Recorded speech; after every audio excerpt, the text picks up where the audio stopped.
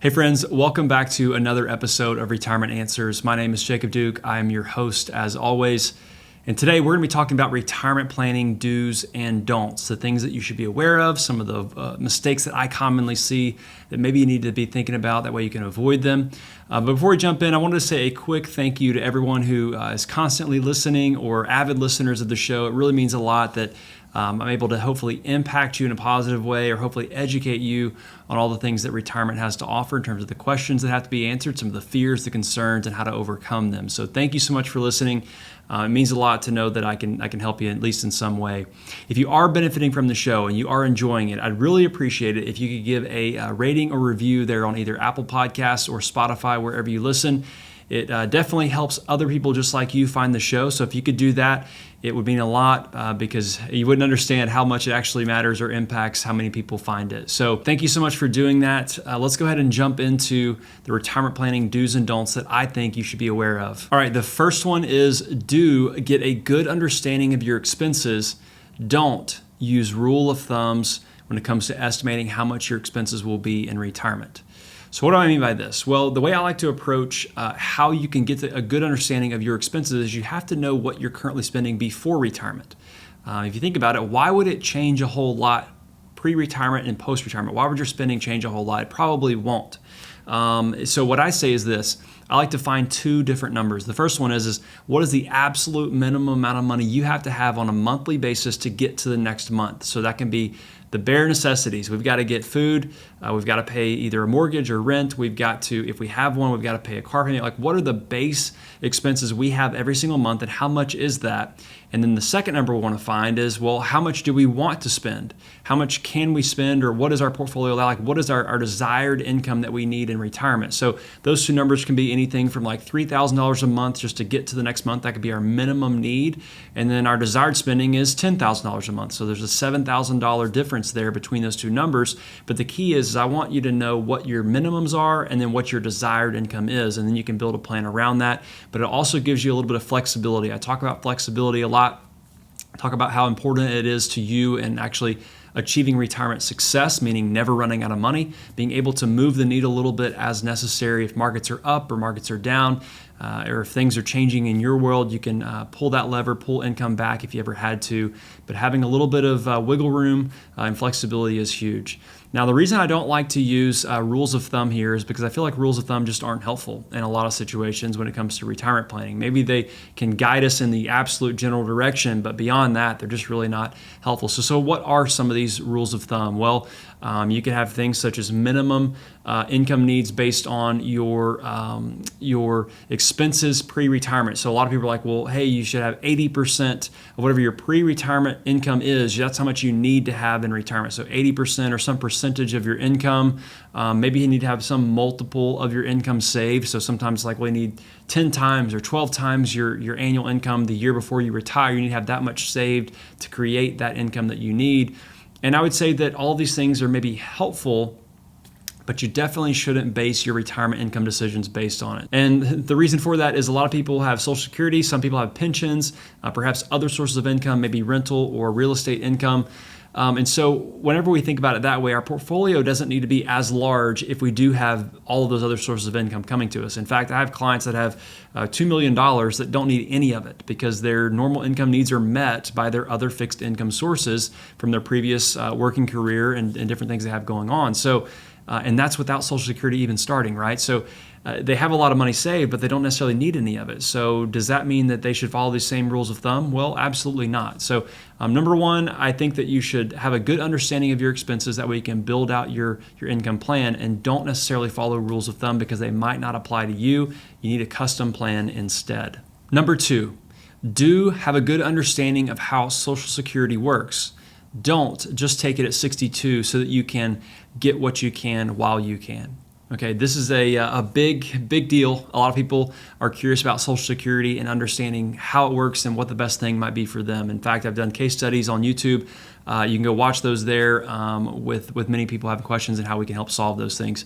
But the most common sentiment I hear, most common thing I hear is, Jacob, I'm just probably going to take it at 62 so I can get what I can while I can. And I get it. I understand why that might be the case. Most of us are like, well, we're not guaranteed tomorrow, so we probably just need to get what we can before we pass away. And I totally get that. Here's the problem, is you're going to be penalized by doing that. So if you have a full retirement age of 67, you're going to get 30% less than what you should be getting if you take it at 62. Now, every month that you delay past 62, you're getting a slight increase, getting closer to your full benefit. And if you delay past 67 up until 70, you can get even more than your full benefit.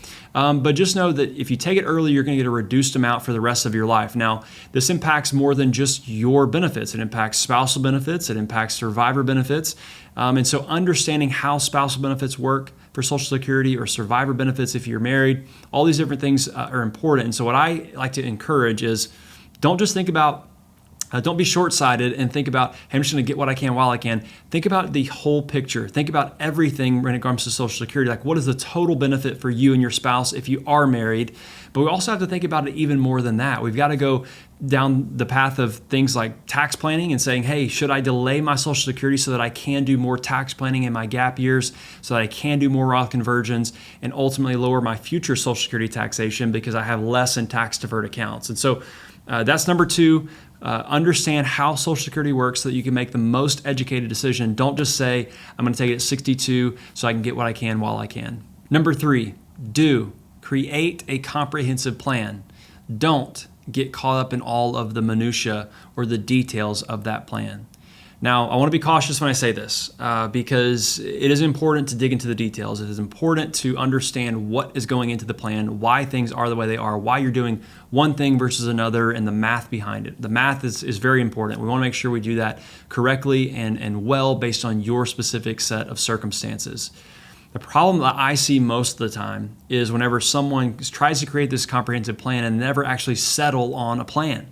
What they do is they keep redoing the scenarios, they keep rerunning the analysis, they keep redoing the math, and they get too overwhelmed with the details, and it leads to analysis paralysis. And having this analysis paralysis ultimately leads to no decision. So maybe you've heard it said before, the worst decision is no decision at all. And so for you and for us, what I say is this: let's create a comprehensive plan. We have to run the numbers, we have to do all the math, we have to do all the planning. But once we've established that, we have to just say, we're going to trust it. And so we've got to do it that way, or else we get caught in this constant revolving cycle of, well, we could update that or we could change that. And that's true. We want to make sure we monitor it over time, but we actually want to go enjoy life, right? We want to go do the things we want to do instead of sit here and look at the details of our plan every day. So don't get caught up in the minutia of all the details. Actually say, get 90% of the way there, which just take the big chunks, the big rocks, the things that are actually important, get 90% of the way there, and the other 10%, honestly, it's not going to make a huge difference in your retirement success. It could optimize it slightly more, but you're not going to die with no money or have a ton of money left over one way or another. If you can get 90% of the way there, that's the way to do it. And then let the chips fall where they may on the other 10%. And you can tweak as you go. Just know that analysis paralysis is not the goal. We want to make sure we determine the plan and stick to it moving forward. Number four, do have a plan for all the what ifs that might come up in the future. Don't think that you're just going to figure it out as you get there or when you get there. This is a big, big mistake, and I see it all of the time. People think that whenever things are going good, they don't need any help, they don't need an advisor, they don't need second opinions, they don't need anything, right? Because they've got it all figured out, market's going up, I've got enough income to live month to month, like it's really not a big deal, it's easy. The hard part is whenever things get tough. Market's down 30% 2 years in a row, inflation's at an all-time high, we have a lower or smaller portfolio than we've ever had in our retirement years so far, and that worry kind of kicks in. The fears start to kick in. The problem is that's whenever people start reaching out and they say, Jacob, can you help me? And I say, well, I can, but not as much as I could have 2 years ago, right? And so the problem is many people, they're not considering all of the what ifs that come up. They're not considering all the things that could go wrong. And so what I say is this: use the good periods, use the good times whenever the market is going up and to the right. And whenever you do have plenty of income, whenever everything feels really good, use that time to help prepare for the hard times. And the reality is that no one needs an advisor until it's too late, to be honest with you. And this is something that I run into all the time. And I tell people, like I said, I can only help you as much as I can help you at that time. And so if we don't have time to prepare for a market event such as down 40% or a spouse passes away or understanding what to do with an inheritance or all these different questions, then we didn't plan for it accordingly. So the planning should happen whenever things are really good so that you're ready for whenever the bad things happen. So that's number 4. Do have a plan for all of the what ifs or potential bad things that could happen, but then also don't think you're going to figure out all of that whenever the time comes. You need to be ready for it beforehand. Number 5, do keep a long-term or investor mindset. Don't get too conservative. From a retirement planning standpoint, one of the biggest questions is, Jacob, how should I invest my portfolio? And it's a really good question. But the problem is most of us have the wrong mindset when we're looking at it. Let's say you retire at 60, for example. Most people think was the retirement date of 60, that's whenever you need to have the perfect allocation. You need to be making sure you're really conservative by that point because you can't afford to lose money anymore. You can't afford to you don't have any money coming in, meaning you're not earning anything from your job or your career, therefore you can't save it into the portfolio. So at this point, you're going to be dwindling your portfolio down. And it's not necessarily wrong, but here's the thing. You got a life expectancy of, let's say, 90 years old, and you're currently 60 at the time. Well, your time horizon is not get it all ready to go for 60 and then just stop.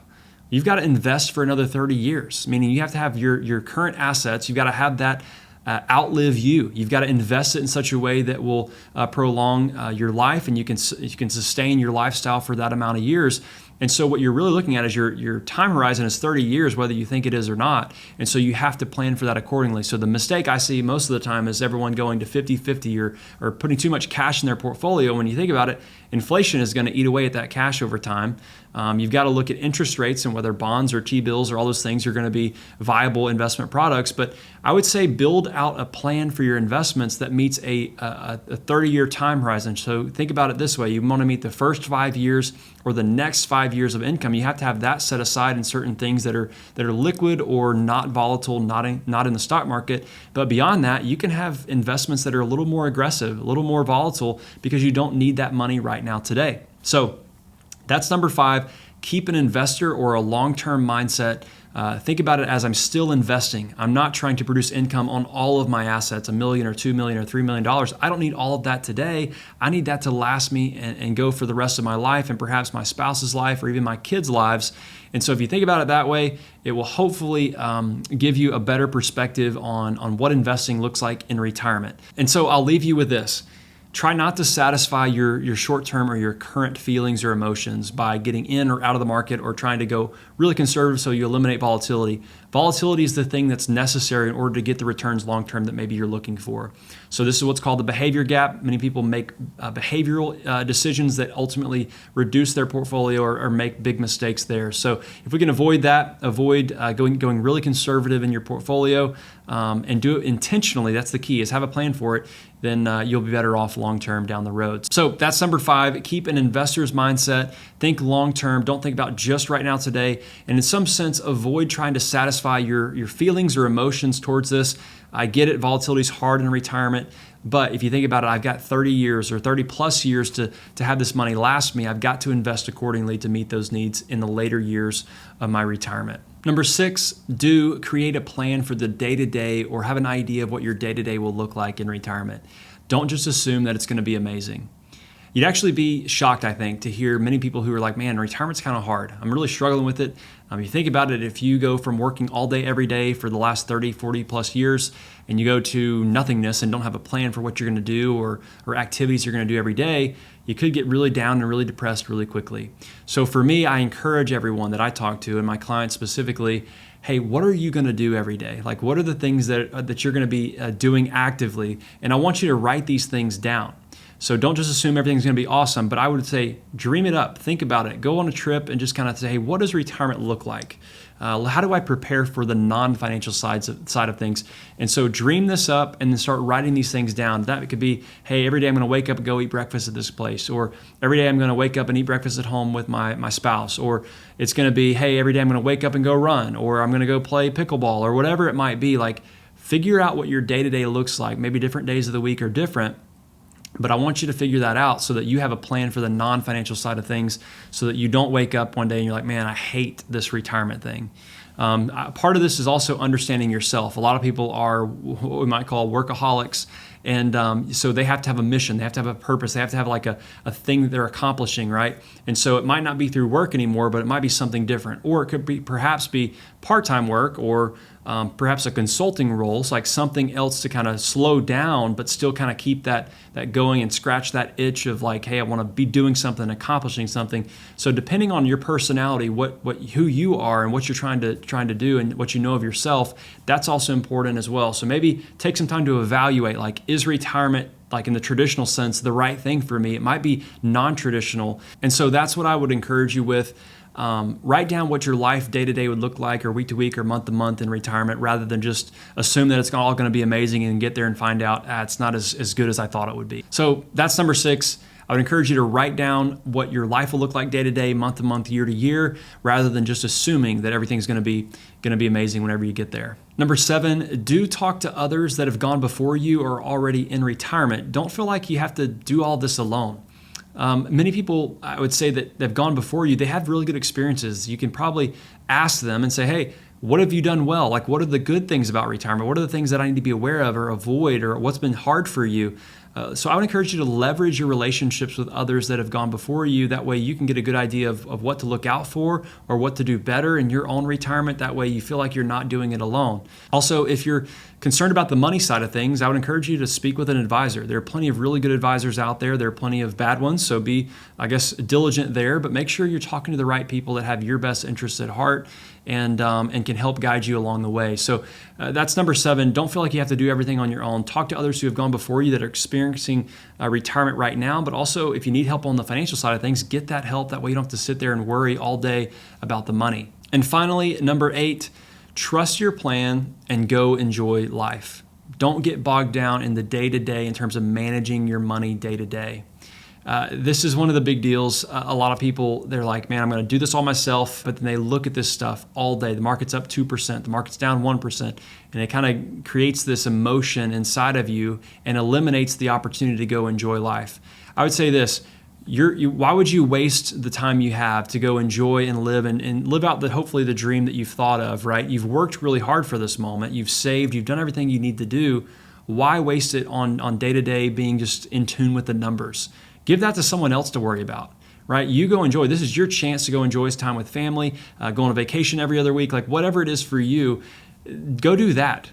Build a plan, trust it, go enjoy life. Don't get stuck in all the day-to-day. If you need help with the day-to-day, someone to help monitor and manage that for you, then get someone. But don't feel like you have to, and I would encourage you not to, because in some sense, you'll probably go insane by looking at the market every single day if it's up or down.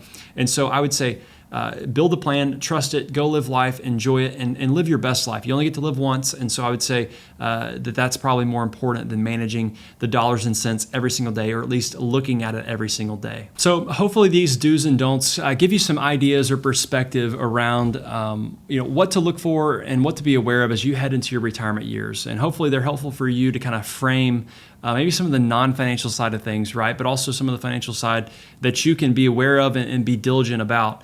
My goal is to help build your confidence as you enter retirement, and ultimately the goal of that is to help you live your best life. So life is not about saving money on taxes or doing Roth conversions certain years. That's not the point. Now, that's important, absolutely. The point is to save money on those taxes so that you can go enjoy more of your hard-earned dollars and doing the things you want to do rather than pay taxes that you otherwise would not have to pay legally. So don't make retirement about the money so much as about living out the life you want to live. So if you're looking for a trusted partner to help navigate all these decisions or retirement plan, feel free to reach out to me. My email should be below. Happy to have a conversation if nothing else. So hopefully this was helpful for you. And if it was, I'd really appreciate if you gave a rating and review there on Apple Podcasts or Spotify. So with that, I hope you have a great week, and we will see you at the same time next week.